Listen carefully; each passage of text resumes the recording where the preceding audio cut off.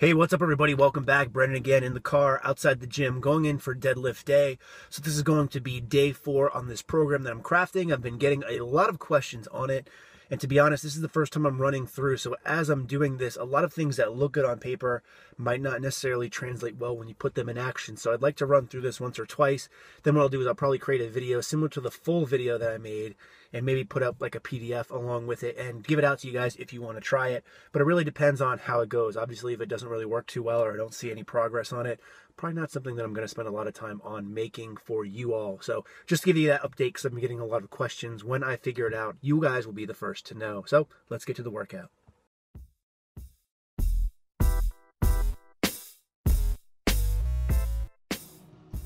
All right, so I actually ended up doing a little bit of foreshadowing in the intro today. You're seeing a very slow single here at 85%, which is 540 pounds. The goal was to then do 2 sets of 2 at 90%, which puts me at 575.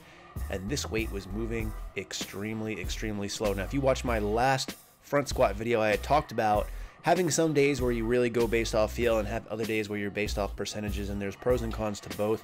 On these percentage days, it's really tough in some instances, and when you would have just kind of going by feel, I probably would have gone lighter.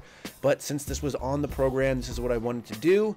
That's exactly what I had to do, and they were definitely tough. Now, these moved really slow, especially considering the last time I deadlifted 2 weeks ago. Everything was moving very fast. In fact, I set several PRs. But I'm sure, as most of us can attest, it's all part of the grind. So from here, the goal was to then move on to deficit deads. This is like a 3-inch deficit. And initially, I wanted to do this with 70% of my 1 rep max, which would have put me at 3 sets of 5 at 450. However, since those first sets were so tough, I decided to drop it down here to about 65% instead. So 3 reps of 5 at 65%, which ended up being 410 pounds. And these actually felt tremendously better. So again, as I mentioned in the introduction, with these crafting of programs, sometimes even though things look good on paper, you really have to kind of give it some play. From here, I wanted to try out this movement. I have never done this before, but I saw Pete Rubish do it, and I want to start getting into these. It looks like a fun accessory. I went extremely light, as you can tell here. This is just 25 pounds. I did it for 10 reps each set after I did up the weight.